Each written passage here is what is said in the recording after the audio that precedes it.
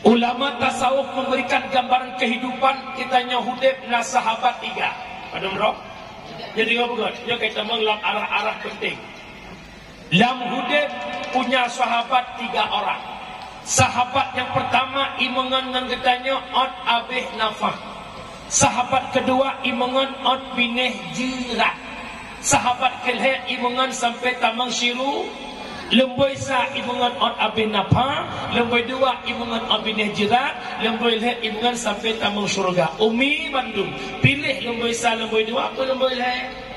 Bak babah pilih lemboi leh. Wateoro Abih Humu lemboi sa lemboi dua.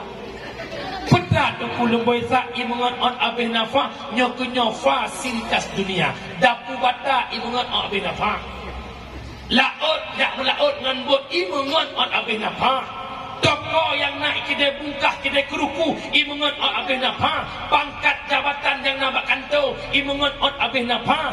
Inna lillahi wa inna ilaihi raji'un.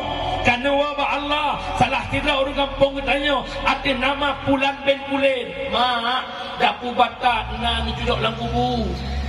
Mak kita nan pasal dalam kubu. Laut nan pasal dalam kubu. Belang nan pasal dalam kubu. Gunung sawit nan pasal dalam kubu.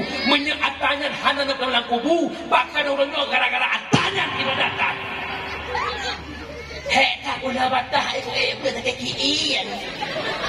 Tematinya naik dalam kubu. Hang kerupuk jabut hek tak kerja tamang kantor. Poh 8 tamang poh 5 tubit. Lelah capek pengen bobo. Besok pagi masuk kantor.